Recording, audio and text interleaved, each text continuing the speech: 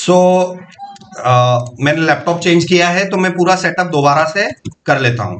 So basically हमें क्या करना है, हमें एक्सप्रेस जेएस सेटअप करना है और दूसरा हम नेक्स्ट जेएस सेटअप करेंगे। एक्सप्रेस जेएस जो सेटअप कर रहे हैं हम, वो हमारा क्या हैंडल करेगा, वो हमारा बैकएंड हैंडल करेगा, ठीक है ना। और नेक्स्ट जेएस हमारा क्या हैंडल करेगा, हमारे लिए फ्रंट एंड हैंडल करेगा, ठीक है ना।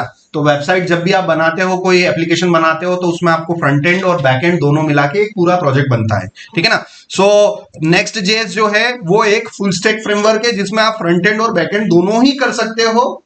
और आज की तारीख में जितनी भी नई नई कंपनियां हैं, बड़ी बड़ी कंपनीज हैं, उसमें टोटली नेक्स्ट जेएस ही यूज किया जाता है, उसमें एक्सप्रेस जेएस यूज नहीं किया जाता है। बट फिर भी एक आध वीक में आपको एक्सप्रेस जेएस के बारे में इंट्रोडक्शन दे रहा हूं, ताकि आपको इसके बारे में भी पता हो कि एक्सप्रेस एक जावास्क्रिप्ट का बैकएंड का नोड जेएस का एक ऐसा फ्रेमवर्क है जिसके थ्रू आप बैकएंड का काम कर सकते हैं, ठीक है। सो यहां पर मैं गया और मैंने आज की डेट का एक फोल्डर बना लेता हूं आपके सामने, है ना। सो 11 दिसंबर 2025 का मैंने फोल्डर बनाया और इसके अंदर आज मैं क्या करता हूं, मैं पर्टिकुलर एक फोल्डर बना लेता हूं, ठीक है ना। फोल्डर बनाने के लिए आप गिट बैश शेयर पर जाए।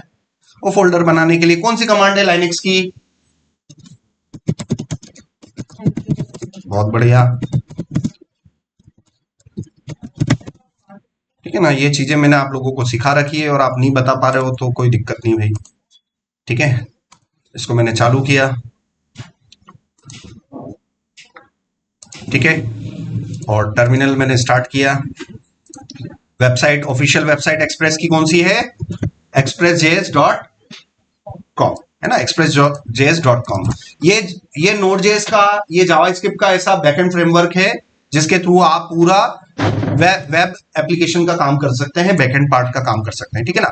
अभी मार्केट में कौन सा चल रहा है, 5, है ना। एक्सप्रेस जेएस का कौन सा वर्जन चल रहा है, 5 चल रहा है, ठीक है ना। इसको इंस्टॉल करने के लिए यहाँ पर कमांड दी हुई, इस कमांड को कॉपी कर लीजिए और यहाँ पर आप अपना टर्मिनल स्टार्ट कीजिए, दिख रहा है ना सभी को। सो ये npm इंस्टॉल कमांड तब तक नहीं चलानी है जब तक आपके पास क्या मौजूद ना रहे, फाइल package.json फाइल जब तक अवेलेबल नहीं हो तब तक आप इस कमांड को नहीं चला सकते हैं, ठीक है।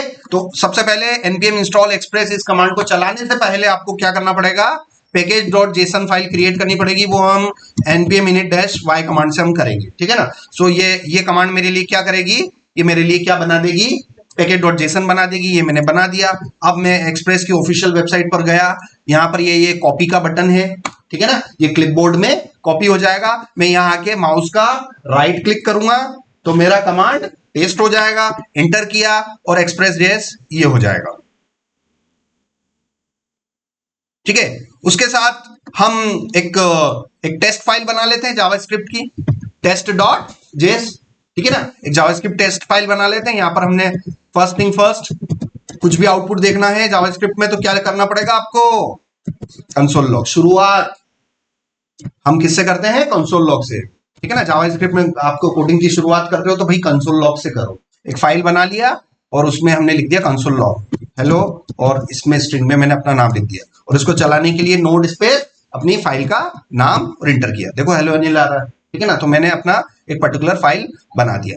अब हमें बेसिकली क्या करना है, हमें इसी फाइल को कॉन्टिन्यूसली रन करके रखना है, ठीक है ना। फॉर एग्जांपल मुझे कॉन्टिन्यूसली इसको चलाना है तो मैं यहां पर एक पैकेज को इंस्टॉल कर सकता हूं, नोड मॉनिटर, नोड मॉन का मतलब होता है नोड मॉनिटर। मॉनिटर मतलब कौन होता है, मॉनिटर क्लास का मॉनिटर होता है। आपकी स्कूलिंग पढ़े हो, क्लास में मॉनिटर होता था, काम क्या है उसका, कंटिन्यूसली देखना कि कौन बदमाश है, कौन मस्ती कर रहा है, कौन वो कर रहा है और उसको रिपोर्ट करना। तो मॉनिटर का मतलब ये हो गया कंटिन्यूसली वॉच करना, है ना, कंटिन्यूसली फाइलों को वॉच करना और जिसमें चेंजेस हुए तुरंत रिपोर्ट करके उसको रिलोड कर दे, ठीक है ना। तो मॉनिटर का मतलब समझ में आ गया कि मॉनिटर का मतलब है कि कंटिन्यूसली फाइल को मॉनिटर करना और उसमें कुछ चेंजेस रहे तो उसको रन करना। सो यहां पर आप देखना ये नोडमॉन की ये कमांड है, इसको मैंने कॉपी कर लिया, ये नोडमॉन -i, और इंस्टॉल के बाद यहां पर आप -g फ्लैग लगा सकते हो, इससे वो नोड मॉनिटर ग्लोबली इंस्टॉल हो जाएगा। ये मैंने यहां से इसको ग्लोबली इंस्टॉल कर दिया, ये देखो ग्लोबली इंस्टॉल हो गया। अब मैं यहां से नोडमॉन स्पेस test.js में कर सकता हूं, ये देखो तो नोटमॉन से क्या हुआ, उसने मेरा फाइल को रन किया और स्क्रिप्ट एग्जिट हुई कि नहीं हुई, नहीं हुई, वो कॉन्टिन्यूसली रनिंग में है। और जबकि आप अगर कंट्रोल सी करके आप सिंपल नोड से अगर आप करोगे तो भाई क्या होगा, उसने आपकी फाइल को रन किया और स्क्रिप्ट बाहर निकल गई, एग्जिट कर गई। तो जब हम कोई वेब एप्लीकेशन बनाते हैं, कोई बैकएंड एप्लीकेशन बनाते हैं, बैकएंड एप्लीकेशन की पहली रिस्पॉन्सिबिलिटी क्या होनी चाहिए, वो हमेशा अप एंड रनिंग होनी चाहिए।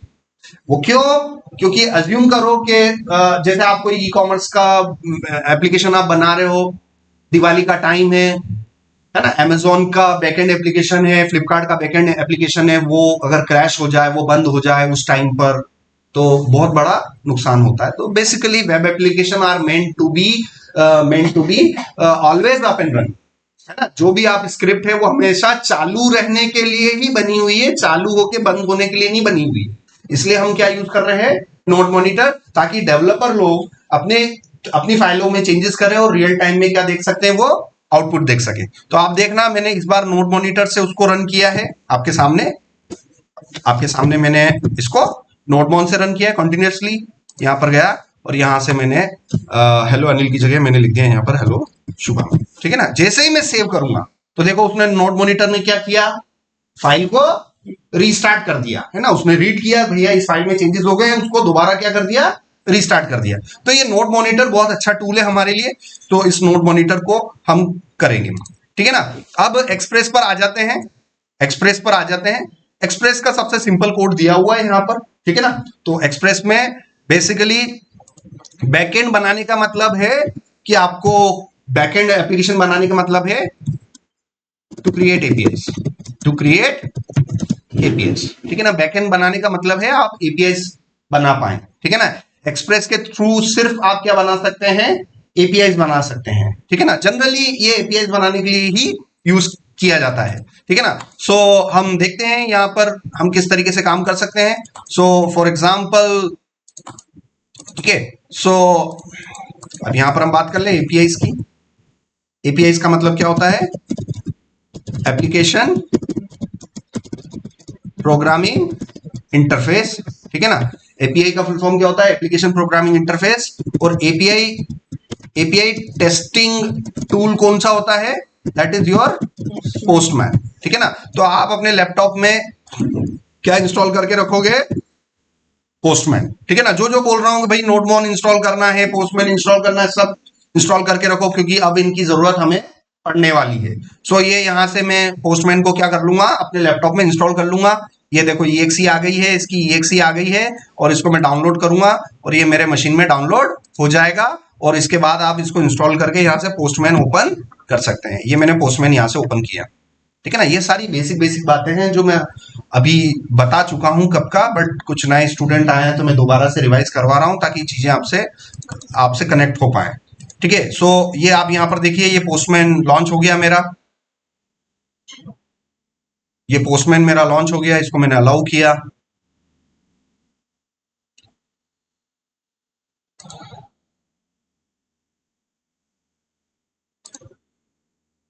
ठीक है।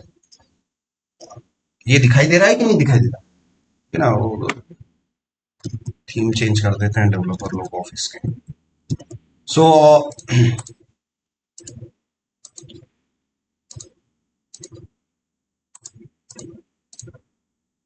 ठीक है, सो यहां पर आप न्यू पे जाके आप HTTP और बेसिकली ये HTTP मेथड्स होती है, ठीक है ना। सो इंटरव्यू में आपसे पूछ सकते हैं एपीआई से रिलेटेड क्वेश्चंस क्या क्या आ सकते हैं, एपीआई से टाइप्स ऑफ HTTP मेथड्स। भाई कौन कौन से टाइप की मेथड होती है, सबसे पहली मेथड होती है गेट, दूसरी मेथड होती है पोस्ट, है ना। ये दो इंपॉर्टेंट है, उसके अलावा बहुत सारी होती है, जैसे पुट होती है और चौथी इंपॉर्टेंट होती है डिलीट, ठीक है ना। ये रिजेंबल करेगा आपके CRUD ऑपरेशन, ठीक है ना। यह रिजेंबल करेगा CRUD ऑपरेशन। तो अगर आपको क्रिएट करना है तो आप कौन सी मेथड यूज करते हैं जनरली, पोस्ट, ठीक है ना। अगर आपको रीड करना हो, R for read, C for create, है ना। सो सर यहां पर सारी चीजें मैं लिख देता हूं, CRUD, समझ में आ रहा है, CRUD क्या होता है, CRUD, create, read, update, delete, ठीक है ना। सी का मतलब क्रिएट ऑपरेशन आप करने वाले हैं, आर का मतलब रीड ऑपरेशन, यू का मतलब अपडेट ऑपरेशन और डी का मतलब डिलीट ऑपरेशन। तो अगर आपको कोई भी ऑपरेशन करना है तो बेसिकली उसके लिए आपके पास अलग अलग एचटीटीपी मेथड्स होती है। मतलब स्टैंडर्ड होती है कि भाई अगर आपको क्रिएट करना है तो पोस्ट यूज कर लो, मगर जो जो डेवलपर ने स्टैंडर्ड ट्रेनिंग नहीं ले रखी है, उन्होंने अच्छी चीजें नहीं सीख रखी है, वो क्रिएट किससे करवा सकता है? वो गेट से भी करवा लेगा, वो पुट से क्रिएट करवा लेगा, मतलब कोई अपना स्टैंडर्ड नहीं, ठीक है ना। बट जो स्टैंडर्ड डेवलपर्स होते हैं, जो प्रोफेशनल डेवलपर्स होते हैं, उनको पता है यार कि जो मुझे अगर क्रिएट ऑपरेशन करना है तो मैं हमेशा हमेशा जो स्टैंडर्ड मेथड बनी हुई है, हम हमेशा क्या यूज करेंगे? पोस्ट ही यूज करेंगे। जब भी मुझे डाटा गेट करना होगा तो मैं हमेशा, जब भी मुझे डाटा को रीड करना होगा तो मैं हमेशा किसका, कौन सी मेथड का यूज करूंगा? मैं रीड मेथड का यूज करूंगा, ठीक है ना। तो हर हर ऑपरेशन के लिए, हर ऑपरेशन के लिए अलग अलग डेडिकेटेड मेथड्स हैं हमारे पास। अब बताओ, पुट का जनरली मैं कहां यूज करूंगा? अपडेट के केस में। और बताओ डिलीट मेथड का मैं जनरली कब यूज करूंगा? डिलीट मेथड, डिलीट के केस में। समझ में आ गया ना। तो जो आपको क्रड ऑपरेशन हमें करना है उन सभी के लिए अलग अलग हमारे पास कौन क्या होती हैं? एचटीटीपी मेथड्स होती हैं, ठीक है ना। तो पोस्टमैन में ये सारी एचटीटीपी मेथड्स आपको यहां दिखाई देगी।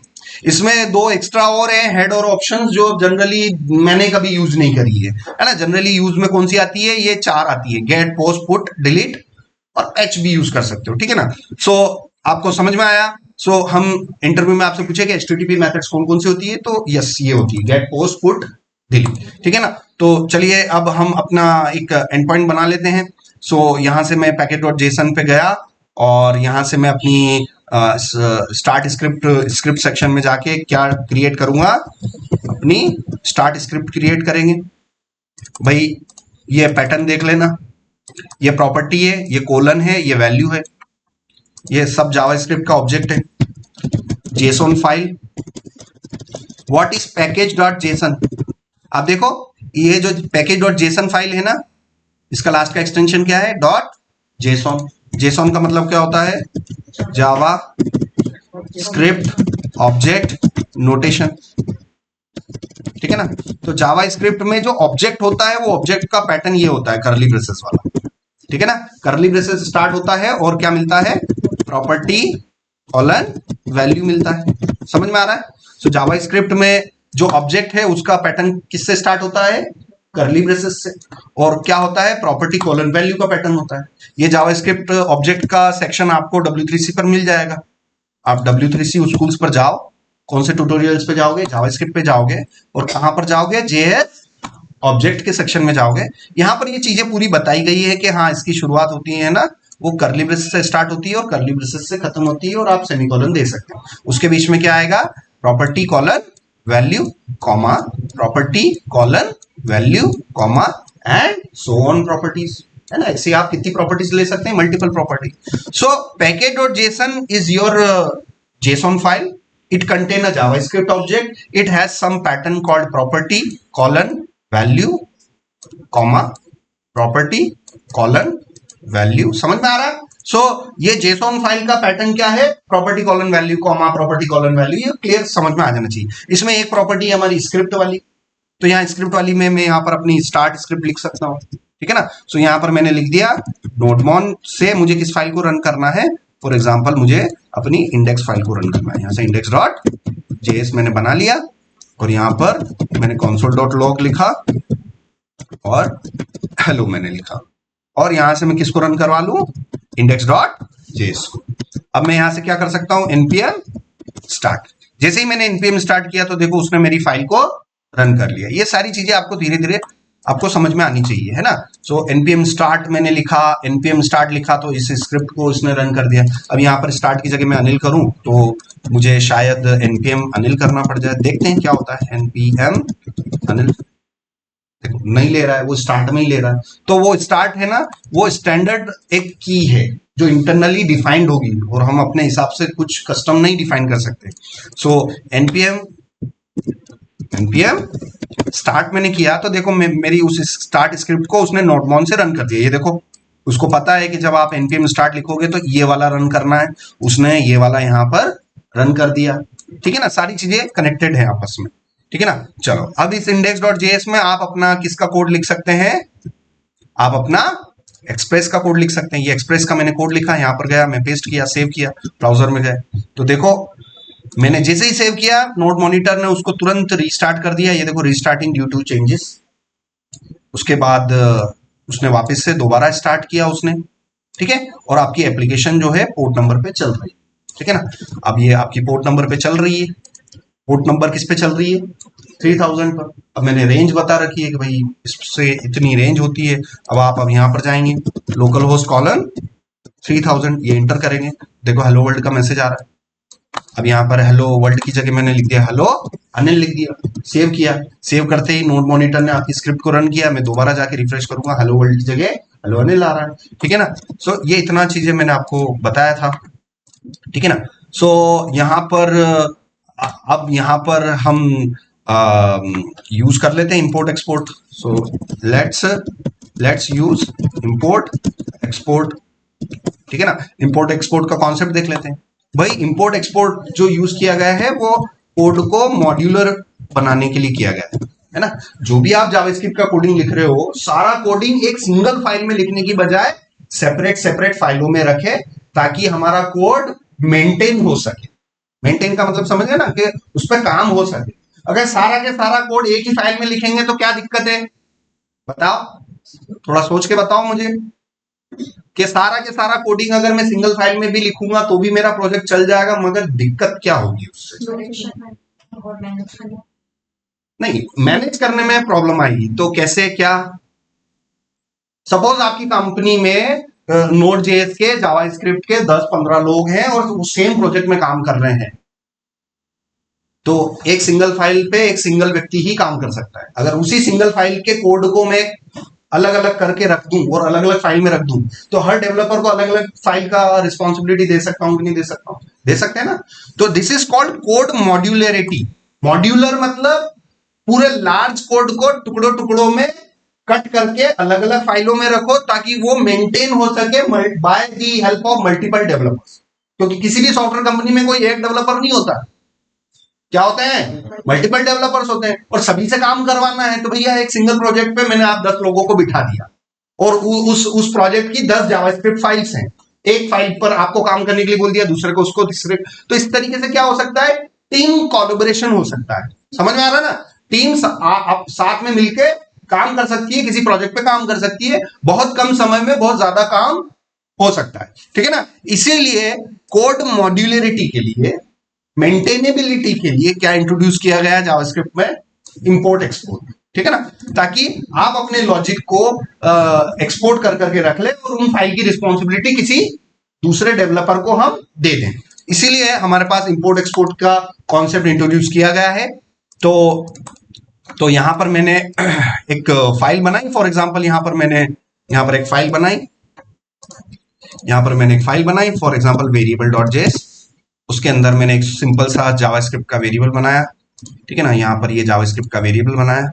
वेरिएबल बनाने के लिए हम लेट का यूज कर सकते हैं, कॉन्स्ट का यूज कर सकते हैं और वार का यूज कर सकते हैं। तो यहाँ पर मैं आज कॉन्स्ट का यूज कर लेता हूँ। कॉन्स्ट हमेशा क्या होता है, कॉन्स्ट मतलब कांस्टेंट, और कांस्टेंट का जो नेम है होता है वो जनरली कैपिटल में लिखा जाता है, ठीक है ना, जनरली कैपिटल में लिखा जाता है। तो मैंने लिख दिया फुल नेम, और यहां से मैंने अपना फुल नेम लिख दिया, ठीक है ना। तो const full name Anil dollar, ये मैंने अपना नेम लिख दिया, और इसको मैं यहां से क्या कर सकता हूं, एक्सपोर्ट कर सकता हूं। Export default and full name, ये मैंने इसको क्या कर दिया, एक्सपोर्ट कर दिया। अब एक फाइल से मैंने एक्सपोर्ट किया है तो दूसरे फाइल में मैं उसको क्या करवा सकता हूं, इंपोर्ट करवा सकता हूं। तो यहां पर ये अनिल जो लिखा हुआ है इसकी जगह मुझे उसको रखना है, तो मैं कैसे रख सकता हूं, इस टेक्निक को बोलते हैं स्ट्रिंग इंटरपोलेशन। स्ट्रिंग क्या बोलते हैं, इंटरपोलेशन। भाई खूब सिखाया है, फिर से सिखा रहा हूं। स्ट्रिंग इंटरपोलेशन को और क्या बोलते हैं, वेरिएबल सब्स्टिट्यूशन बोलते हैं, ठीक है ना। तो वेरिएबल सब्स्टिट्यूशन में जावास्क्रिप्ट में एक ही कॉन्सेप्ट है कि आपको स्ट्रिंग को किस में कन्वर्ट करना पड़ेगा, बैकटिक में कन्वर्ट करना पड़ेगा। तो इस हेलो अनिल को मैं यहां से बैकटिक में कन्वर्ट कर लेता हूं, ठीक है ना। और यहां पर आके डॉलर कर्ली ब्रेसेस में आप अपने कांस्टेंट का नाम लिखेंगे, कंट्रोल स्पेस करेंगे और ऑटोमेटिकली आपका वो इंपोर्ट कर लेगा। मतलब VS कोड एडिटर इतना स्मार्ट है कि कंट्रोल स्पेस प्रेस करके आप वो करवाओगे तो खुद ही इंपोर्ट कर लेगा, आपको मैनुअल हर चीज लिखने की जरूरत नहीं है। सो यहां से मैंने सेव किया, ब्राउजर में गए और सो यहां पर मैंने npm रन npm स्टार्ट किया मैंने, और यहां पर ये क्रैश हो रहा है। Export default full name, export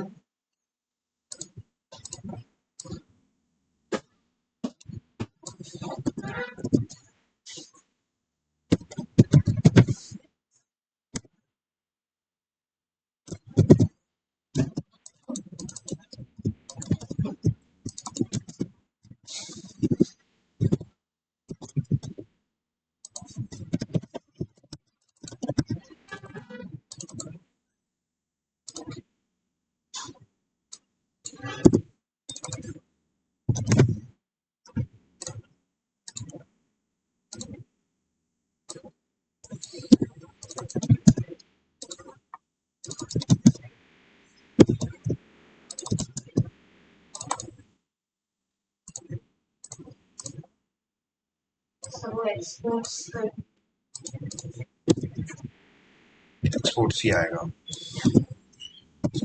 export default full name, export default full name,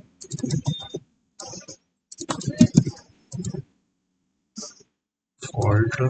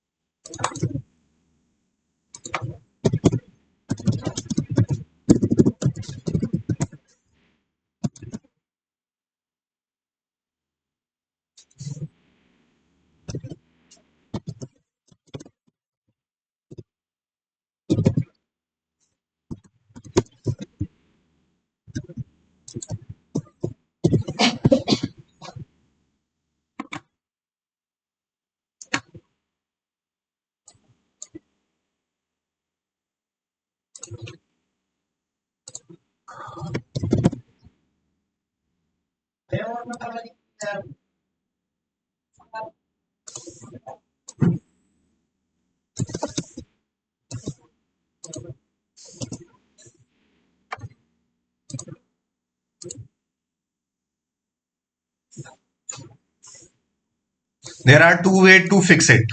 या तो आप अपने पैकेज डॉट जेसन में टाइप नाम का प्रॉपर्टी बना लो मॉड्यूल, या फिर आप उसको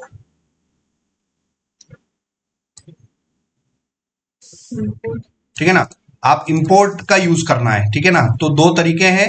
तो पहले तो अगर आप एक्सपोर्ट डिफॉल्ट कर रहे हो, जैसे अगर आप इस तरीके से कर रहे हो तो फिर आपको इंपोर्ट करके करना पड़ेगा। तो यहां पर मैं इंपोर्ट करके इसको इंप्लीमेंट करता हूं। इस पर्टिकुलर यहां पर मैं रिक्वायर यूज करने की बजाय इंपोर्ट यूज करके देखता हूं और देखते हैं इंप्लीमेंट हो रहा है कि नहीं हो रहा है। और स्टिल इट इज क्रैशिंग। ठीक है, ऑप्शन नंबर 2, क्योंकि ऑप्शन नंबर 1 तो काम नहीं कर रहा है, तो फिर आप ऑप्शन 2 पे जा सकते हो। आपने वेरिएबल बनाया और उसको मॉड्यूल डॉट एक्सपोर्ट्स करके आप उसको एक्सपोर्ट करेंगे, मॉड्यूल डॉट एक्सपोर्ट।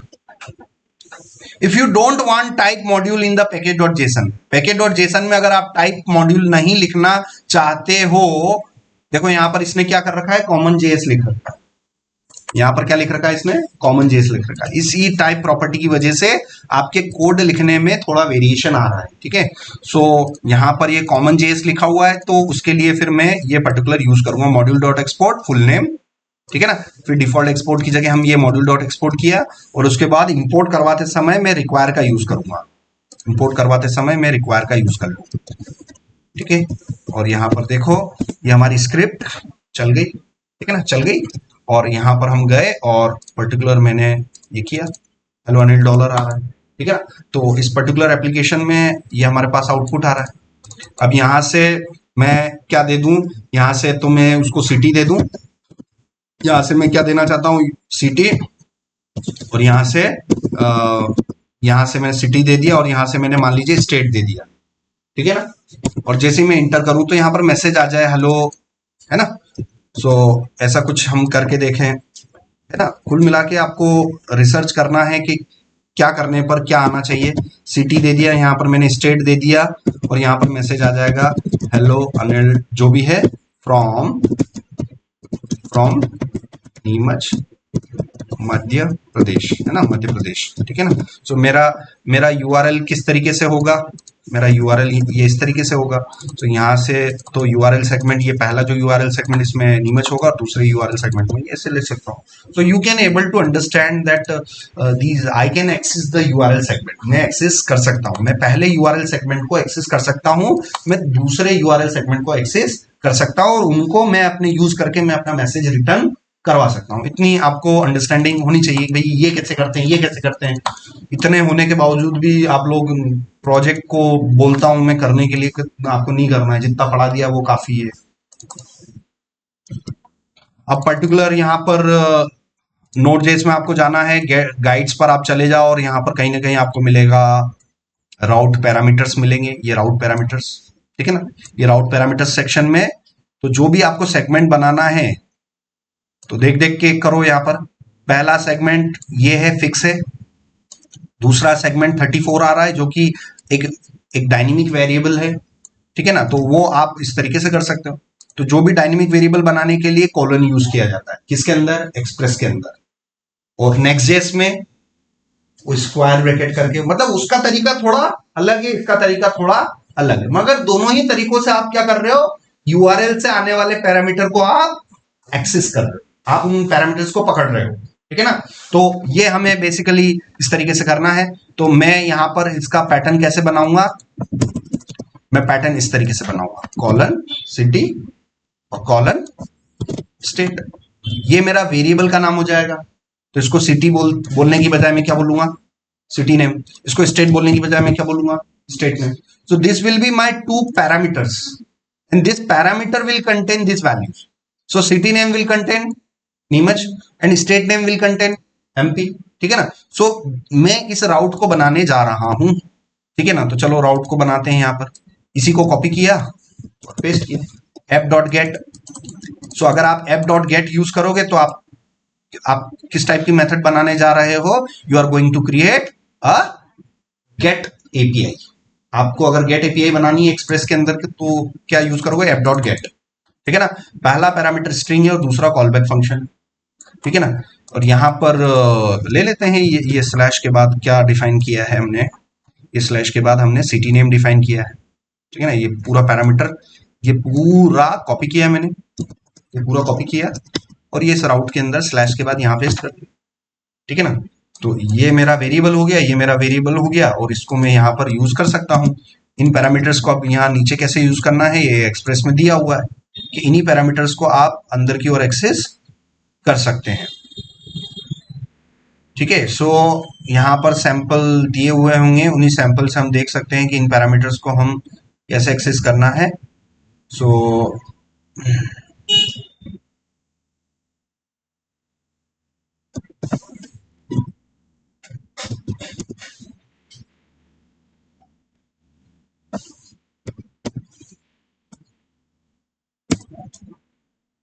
ठीक है, ये देखो, आपको आप रेफरेंस देख देख के भी कर सकते हो। इसमें ये देखो रिक्वेस्ट डॉट पैराम्स, इस वैल्यू को पकड़ने के लिए, इस वैल्यू को पकड़ने के लिए आपको रिक्वेस्ट डॉट पैराम्स यूज करना पड़ेगा, ठीक है। रिक्वेस्ट डॉट पैराम्स, ठीक है ना। सो यहां पर मैंने किया, मैं यहां पर अंदर जाके मैं कंसोल कर सकता हूं, कंसोल डॉट लॉग किया मैंने कि भाई रिक्वेस्ट, कि रिक्वेस्ट में क्या आ रहा है, ठीक है ना। सो सेव किया, टर्मिनल पे आप जाओ, ये टर्मिनल सामने खुला रहे, और आप जैसे ही हिट करोगे, आप ये थोड़ा सा साइड में कर लो, ये थोड़ा सा साइड में कर लिया, लोकल होस्ट पे गए, तो आप देखना है यहाँ पर स्लैश नीमच स्लैश एमपी, और जैसे ही मैं इंटर करूंगा तो देखो इसने पूरा के पूरा रिक्वेस्ट ऑब्जेक्ट जो है, पूरा रिक्वेस्ट ऑब्जेक्ट उसने कंसोल पे प्रिंट कर दिया। अब ये इस ऑब्जेक्ट में बहुत सारी प्रॉपर्टी, बहुत सारी वैल्यूज है, हमें किसी से कोई लेना देना नहीं है, हमें सिर्फ किससे लेना देना है, पैराम्स नाम की की से। तो रिक्वेस्ट डॉट, वो रिक्वेस्ट ऑब्जेक्ट है ना, वो एक बहुत लंबा चौड़ा ऑब्जेक्ट है, उसमें से property colon value, property colon value, बहुत सारी प्रॉपर्टी कॉलन वैल्यूज की कीज आ रही है। We are only interested in a single key called params. समझ में आ रहा है? इसीलिए स्टेप बाय स्टेप करो कि भाई रिक्वेस्ट में क्या आ रहा है। रिक्वेस्ट में एक बहुत लंबा चौड़ा जावास्क्रिप्ट का ऑब्जेक्ट आ रहा है जिसमें से बहुत सारी कीज आ रही हैं, उनको बारे में हम बाद में देखेंगे। हमारे लिए रिक्वेस्ट जो है उसके लिए आपको ये समझना होगा भाई, क्लाइंट सर्वर आर्किटेक्चर में बार बार समझाता हूं, है ना। ये क्लाइंट का काम क्या है? रिक्वेस्ट करना। सर्वर का काम क्या है? रिस्पॉन्स देना। सर्वर मतलब अभी आपका सर्वर किसने क्रिएट किया? एक्सप्रेस जेएस ने क्रिएट किया। अभी आपने अपना सर्वर क्रिएट किया है, किस पोर्ट पे क्रिएट किया है भाई? 3000 पर, ठीक है ना। आपका जो सर्वर क्रिएट हुआ है वो किस पोर्ट पर क्रिएट हुआ है? 3000 पर। किस प्रोग्रामिंग लैंग्वेज ने आपका सर्वर क्रिएट किया? एक्सप्रेस ने। मतलब एक्सप्रेस ने आपका क्या क्रिएट किया। अब क्लाइंट से आप रिक्वेस्ट कर रहे हो, क्लाइंट से आप रिक्वेस्ट करोगे तो ये रिक्वेस्ट इस पोर्ट पर आएगी। तो ये आने वाली रिक्वेस्ट को आपने क्या करवा दिया? टर्मिनल पे कंसोल करवा दिया। तो भाई आ क्या रहा है? तो आ क्या रहा है इसमें? हमें पैराम्स में ये पैरामीटर चाहिए, ठीक है ना, क्योंकि मैंने ब्राउजर पर ये हिट किया, नीमच/mp मैंने हिट किया। तो अब ये मुझे उस तक जाना है, तो मुझे further I am not interested with route, I am not interested with any of other properties like origin URL, base URL, next, बहुत सारी प्रॉपर्टीज आ रही है। We are only interested with what? The params. So what I will do? Request dot params, ठीक है ना। Save किया, control C किया। एक बार कंट्रोल सी करने की जरूरत नहीं है क्योंकि अप एंड रनिंग है। क्यों अप एंड रनिंग है? क्योंकि हम क्या यूज कर रहे हैं? नोटबॉन यूज कर रहे हैं। सो ये देखो, ये नोटबॉन है। अब मैं ब्राउजर पर वापस जाऊंगा, क्रोम खोला आपके सामने, फिर से उसी स्क्रिप्ट को मैंने किया, उसी यूआरएल को दोबारा हिट करूंगा, तो इस बार मेरे पास बहुत सारा ऑब्जेक्ट प्रिंट नहीं हो रहा है, सिर्फ हमारे काम की चीज प्रिंट हो रही है कि भैया क्लाइंट से सर्वर को क्या क्या पैरामीटर यूआरएल में आ रहे हैं। तो क्या क्या पैरामीटर आ रहे हैं? एक ऑब्जेक्ट आ रहा है, रिक्वेस्ट डॉट पैराम्स में क्या आ रहा है? एक ऑब्जेक्ट आ रहा है। उस ऑब्जेक्ट की पहली की आपने जो अपने राउट में डिफाइन करी थी वो आ रही है, और दूसरी की आपने अपने जो राउट में डिफाइन करी थी वो आ रही है। तो नीमच को पकड़ने के लिए मुझे की को पकड़ना पड़ेगा, वैल्यू को पकड़ने के लिए मुझे प्रॉपर्टी को पकड़ना पड़ेगा, ठीक है ना। सो what I can do request dot params dot city name. Save किया, ब्राउजर में गए, यहां पर गए, वापिस से गए, देखो नीमच पकड़ में आ गया। अब मैं इसी का एक और डुप्लीकेट कर लूं, इसी लाइन का एक और डुप्लीकेट कर लूं, सिटी नेम की जगह क्या बोल दूं? State name. तो request dot params dot city name, ठीक है ना। ये देखो नीमच भी पकड़ में आ गया और एमपी भी पकड़ में आ गया। अब इस यूआरएल में मैं नीमच की जगह फॉर एग्जांपल यहां पर लिख दूं, नीमच की जगह मैं इस पैरामीटर्स को थोड़ा चेंजेस कर देता हूं, ठीक है ना। यहां पर मैं क्या कर दूं? इंदौर कर दूं, इंदौर/एमपी। देखो इंदौर भी पकड़ में आ गया और एमपी भी पकड़ में आ गया। As a software engineer, incoming request में आने वाले पैरामीटर्स को एक्सेप्ट करना, रिसीव करना और देन डाटाबेस के हिसाब से प्रोसेसिंग करवाना, ये पहली चीज है। क्या चीज सीखनी चाहिए हमें? कि जितने भी इनकमिंग पैरामीटर आ रहे हैं क्लाइंट से, उनको पकड़ना आना चाहिए। अगर आप फ्लिपकार्ट में लग जाओ कल को, अमेजोन में लग जाओ, तो आप इनको देखो, ये फ्लिपकार्ट रहा, किसी भी लिंक पर क्लिक करो सर, ये आ रहे हैं इनके सेगमेंट, ये पैरामीटर्स, ये देखो ये क्वेरी स्ट्रिंग्स आ रही है। ये सारे पैरामीटर हमें कहां पकड़ने पड़ेंगे? बैकएंड की एपीआई पर, और उसके हिसाब से हमें प्रोसेसिंग करवा के ये रिस्पॉन्स देना है, ठीक है ना। तो सब first thing first, can we receive the incoming parameters. So अभी मैंने आपको क्वेरी स्ट्रिंग के पैरामीटर रिसीव करना सिखा रखा है कि यूआरएल सेगमेंट के पैरामीटर रिसीव करना सिखा रखा है। यूआरएल सेगमेंट, अभी एक्सप्रेस में मैं आपको यूआरएल सेगमेंट बताऊं, ठीक है ना। तो यहां पर इसी पैटर्न को मैं दोबारा से लेता हूं, ठीक है ना, इसी पैटर्न को मैं दोबारा से लेता हूं, ठीक है ना। ये हो गया, इसका तो ये हो गया कि आप डाटा सर्वर पर भेज रहे हो सर सेगमेंट के थ्रू, और एक क्या हो सकता है, एक एपीआई ऐसी हो सकती है जिसमें आप सेम डाटा को आप भेजोगे कि ये सम राउट और question mark city name equals to Neemuch and state equals to RJ, और यहां से मैंने नीमच की जगह लिख दिया जयपुर, ठीक है। तो आप अपने डाटा को सर्वर पर कैसे कैसे भेज सकते हो? अगर मैं गेट रिक्वेस्ट की बात करूं, इंटरव्यू में आपसे पूछे कि आपको एक गेट रिक्वेस्ट में सर्वर को डाटा भेजना है, कैसे कैसे भेज सकते हो भाई? तो सर सबसे पहली चीज तो मैं सेगमेंट में भेज सकता हूं, ये सेगमेंट एक एक सेगमेंट में एक एक वैल्यू को रख के भेज सकता हूं। दूसरा क्वेरी स्ट्रिंग के थ्रू भेज सकता हूं, ये चीज मैंने सिखा रखी है। और जिसको नहीं पता वो मैं बता देता हूं कि अगर आपकी वेबसाइट में कहीं पे भी क्वेश्चन मार्क मिल जाए और उसके बाद का कुछ भी है तो उसे क्या बोलते हैं सर? क्वेरी स्ट्रिंग बोलते हैं। क्या बोलते हैं? Query string. क्वेरी स्ट्रिंग की शुरुआत किससे होती है? क्वेश्चन मार्क से। और क्या पैटर्न बनता है? Name equal to value and name equal to value and name equal to value and so on. So how many name equal to value I can send to the server? Multiple. How many URL segment I can send to the server? Multiple. जितनी आपकी जरूरत है, जितनी developer की जरूरत है, उतने वो पैरामीटर भेज सकता है। तो मैं आज आपको डाटा जो है URL सेगमेंट के थ्रू भी भेजना बता रहा हूं और पिछली क्लासेस में भी बताया है, मगर आज मैं आपको डेटा को क्वेरी स्ट्रिंग के थ्रू भी बता देता हूं ताकि आपको दोनों के डेटा को एक्सेस करने में आपको समझ में आ जाए। ठीक है ना? तो क्वेरी स्ट्रिंग ये देखो, तो आपकी वेबसाइट के एड्रेस में कहीं पे भी क्वेश्चन मार्क से अगर लास्ट तक का जो भी पैरामीटर होगा उसे हम क्या बोलेंगे?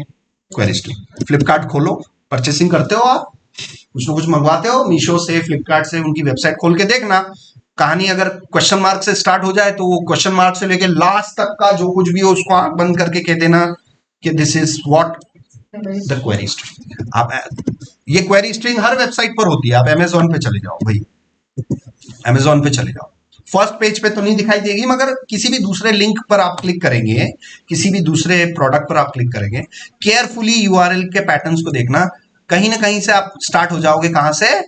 क्वेश्चन मार्क से। सो क्वेश्चन मार्क के बाद जो कुछ भी है वो एक पैटर्न में होगा, name equal to value and name equal to value and.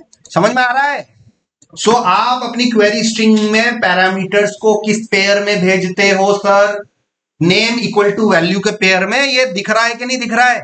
ये नेम, ये इक्वल टू, ये वैल्यू, ये %, सब कुछ दिखाई दे रहा है कि नहीं दे रहा है? तो भाई ये पैटर्न मैंने आपको यहां बता दिया है कि क्वेश्चन मार्क के बाद डेटा को हम किस पैटर्न में भेजते हैं?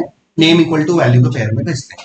और ये हर वेबसाइट इस क्वेरी स्ट्रिंग के फॉर्मेट को यूज करती है, हर वेबसाइट। आप गूगल पे भी जाओ भाई, गूगल से बड़ी कोई वेबसाइट नहीं है, गूगल खोलो, गूगल में आप कुछ भी लिखो, नेक्स्ट जेएस मैंने लिखा, तो देखो गूगल के इसमें भी क्वेरी स्ट्रिंग यूज कर रहे हैं।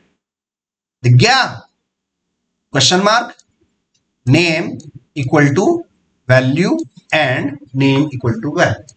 ये चीजें यूआरएल पैटर्न, ये एज अ बैकएंड इंजीनियर ये चीजें समझनी बहुत जरूरी है आपके लिए। ठीक है ना? कि भाई क्वेरी स्ट्रिंग क्या होती है, क्वेरी स्ट्रिंग के पैरामीटर सर्वर पर आएंगे तो मैं रिसीव कैसे करूंगा, है ना? ये चीजें क्लियर होनी चाहिए दिमाग में। सो समझ में आ गया? So every website uses what? Query string. Google is using query string, Amazon is using query string, Flipkart is using query string। दुनिया की कोई सी भी वेबसाइट ले, क्वेरी स्ट्रिंग हर वेबसाइट यूज करेगी। सो यस, आज हम भी क्या यूज करने वाले हैं? एक्सप्रेस के अंदर क्वेरी स्ट्रिंग यूज करने वाले हैं, कुछ इस पैटर्न में कि सेम इंफॉर्मेशन को, जो सिटी और स्टेट का नाम मैंने जो यूआरएल सेगमेंट के माध्यम से भेजा था, उसी डेटा को मैं एक अलग तरीके से भी भेजना चाहता हूं, जिसमें मैं किस तरीके से भेजना चाहता हूं? I want to send with query string. So what I can do, इस पैरामीटर को एक्सेस करना है। सो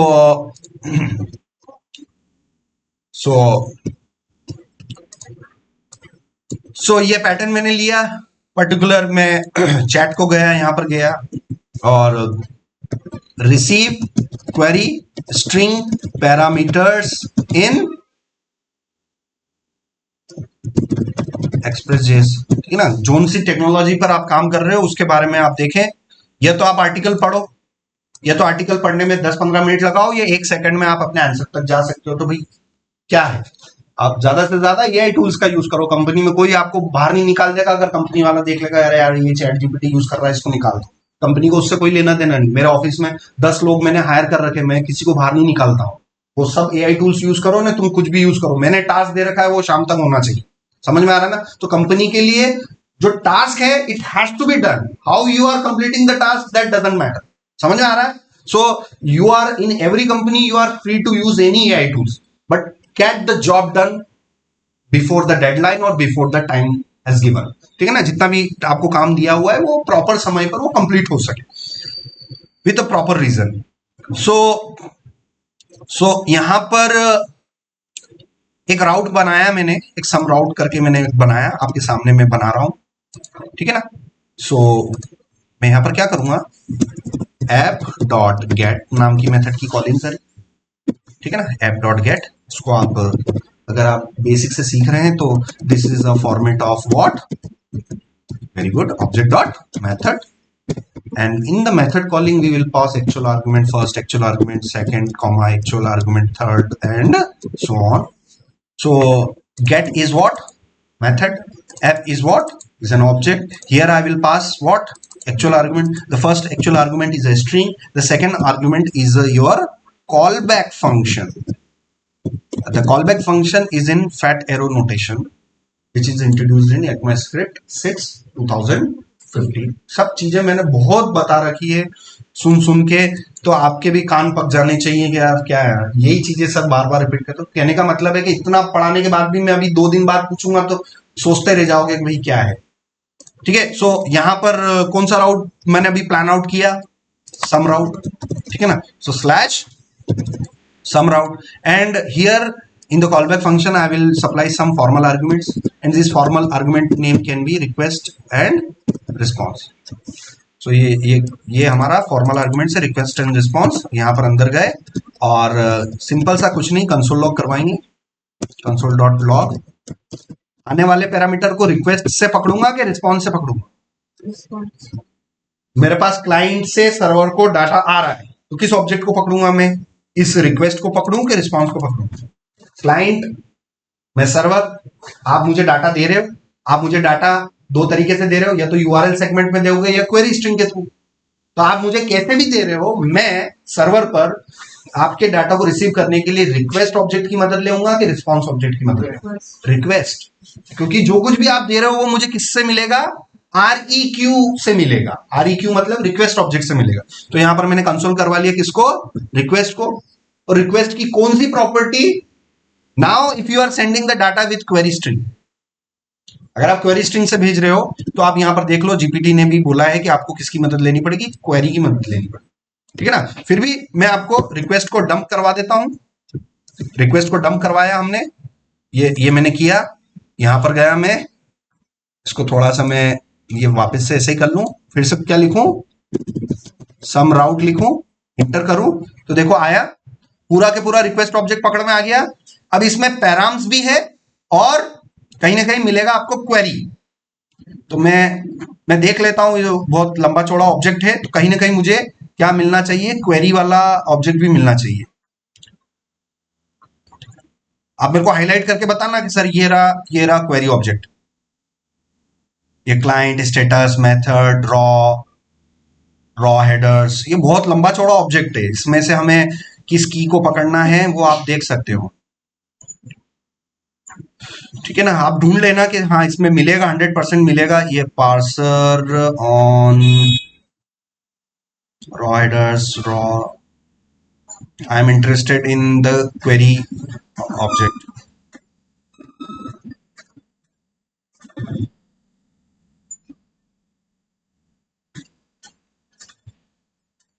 पैराम्स, ठीक है। सो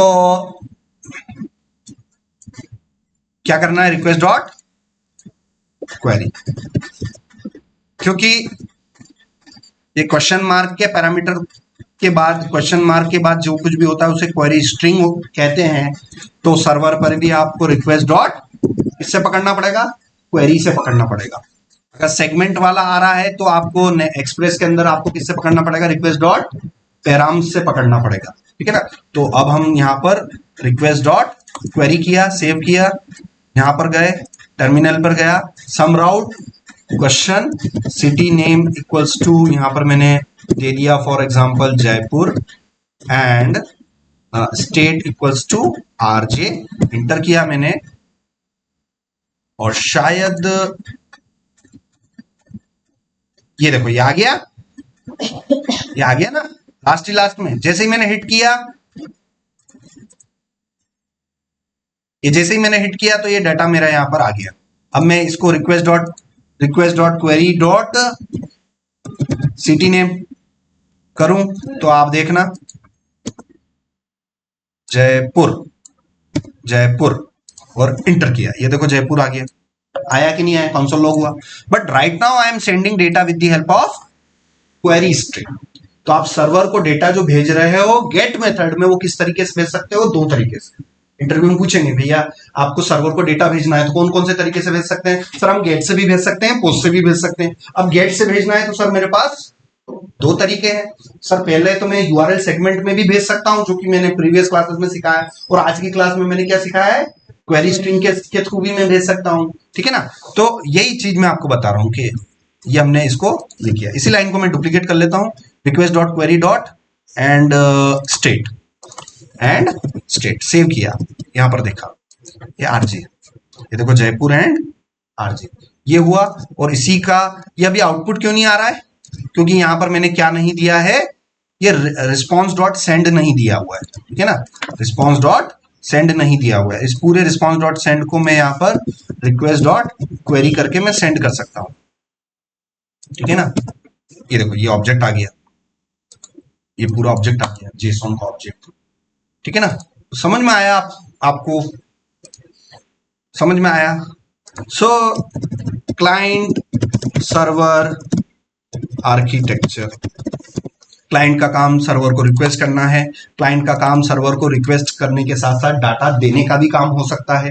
डाटा वो किस तरीके से दे सकता है? पहला वो यूआरएल सेगमेंट के थ्रू दे सकता है, दूसरा वो डाटा कैसे दे सकता है? क्वेरी स्ट्रिंग के थ्रू दे सकता है। ठीक है ना? इस डाटा को सर्वर को मुझे रिसीव करने पर एक्सप्रेस के अंदर हम उनको कैसे रिसीव करते हैं? एक्सप्रेस के अंदर हम उस डेटा को कैसे एक्सेस करते हैं? यूआरएल सेगमेंट को आप रिक्वेस्ट डॉट पैराम से पकड़ते हो और क्वेरी स्ट्रिंग के डाटा को आप कैसे पकड़ते हो? रिक्वेस्ट डॉट क्वेरी के थ्रू। समझ में आ रहा है ना? सो क्लाइंट ने डाटा भेजा सर्वर को, वो डाटा कैसे भेजा उस हिसाब से हमें उसके डेटा को पकड़ना पड़ेगा, रिसीव करना पड़ेगा। अगर आप यूआरएल सेगमेंट के थ्रू भेज रहे हो, जैसे यहां पर आप भेज रहे हो Mumbai/hotels करके आप भेज रहे हो, तो आपको कैसे पकड़ना पड़ेगा उस डेटा को? Request dot params. अगर आपने डेटा को कुछ इस तरीके से भेजा है, अगर आपने data city name equals to आपने जैसे मुंबई भेजा है एंड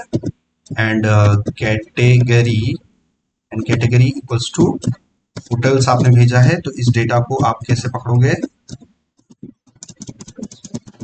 समझ में आया? So you can send data to the server with, you can send with the URL segment, you can send with the query string, but how you are sending, you have to receive accordingly. जैसे आप भेज रहे हो उस प्रकार से उसको आपको बैकएंड पे रिसीव करना होगा।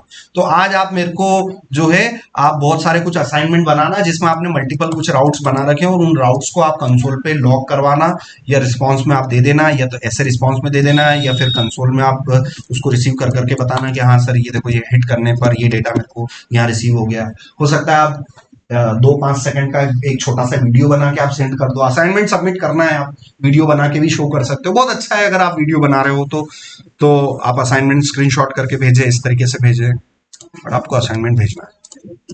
ठीक है ना? मैंने कंट्रोल सी किया और ये प्रोजेक्ट को मैं गिटहब पे अपलोड कर देता हूँ। ठीक है? github.com/new और आज की डेट हमारी 11 दिसंबर 2025 और create repository,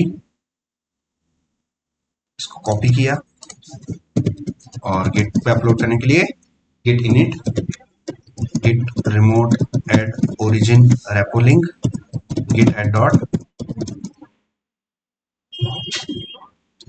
git add dot, git commit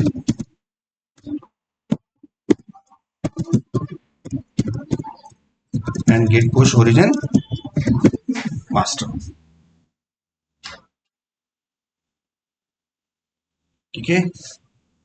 सो ये हमारा सोर्स कोड यहां पर आ गया है। गिटहब पर कभी भी क्या अपलोड नहीं करते हैं? नोड कभी अपलोड नहीं करते हैं। सो ये अपलोड न करूं उसके लिए क्या करना पड़ता है, हमें गेट इग्नोर फाइल बनानी पड़ती है, वहां पर उसको मेंशन करना पड़ेगा। ठीक है ना, तो ये चीजें मैंने बता रखी है, ये चीजें आपको धीरे धीरे आपको देखनी है।